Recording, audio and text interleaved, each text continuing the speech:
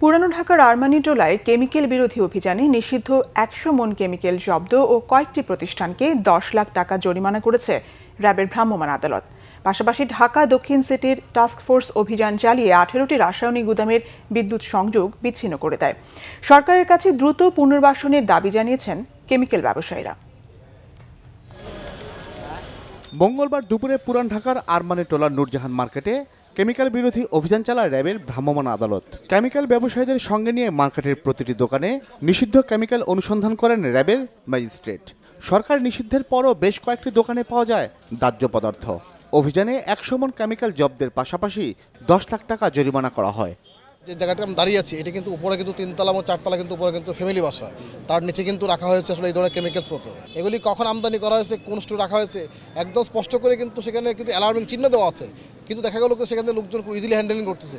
So এখানে যদি আগুন লাগে তাহলে একটা মারাত্মক পরিণতি করতে পারে। এই দাহ্য পদার্থ মুক্ত না হওয়া পর্যন্ত আমরা এই পুরাতন ঢাকা ছাড়ব না। স্থান এখনও ঠিক না হওয়ায় কেমিক্যাল গোডাউন সরানো নিয়ে বিপাকে পড়েছেন বলে দাবি ব্যবসায়ীদের।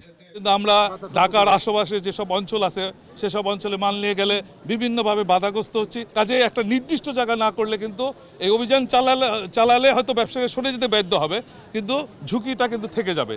এদিকে বকশীবাজার সহ বেশ কয়েকটি জায়গায় কেমিক্যাল বিরোধী অভিযানের নামে ঢাকা দক্ষিণ সিটির টাস্ক ফোর্স আবাসিক ভবনের দাহ্য পদার্থের গোডাউন পাওয়ায় ১৮টি প্রতিষ্ঠানের বিরুদ্ধে ব্যবস্থা নেয় তারা। Chemicals that is plastic granules এগুলি প্রচুর পরিমাণ মজুদ দেখেছি। সংশ্লিষ্ট যারা ছিল তাদের সঙ্গে কথা বলেছি এবং এগুলি আমরা ইউটিলিটি সার্ভিস বন্ধ করে দিয়েছি। তবে মালিক পক্ষের দাবি কোনো ধরনের দাহ্য পদার্থ নেই গোডাউনে। এখানে কোনো ধরনের আগুন জ্বলবে, আগুন ধরবে, বিস্ফোরক ঘটনা ঘটবে এরকম কিছু আমাদের এখানে নেই। নিমতলী বা চুরিহাট্টার পুনরাবৃত্তি রোধে পুরান ঢাকাকে কেমিক্যাল মুক্ত করতে আইন প্রয়োগের পাশাপাশি সাধারণ মানুষের সহযোগিতা চান আইনশৃঙ্খলা বাহিনী।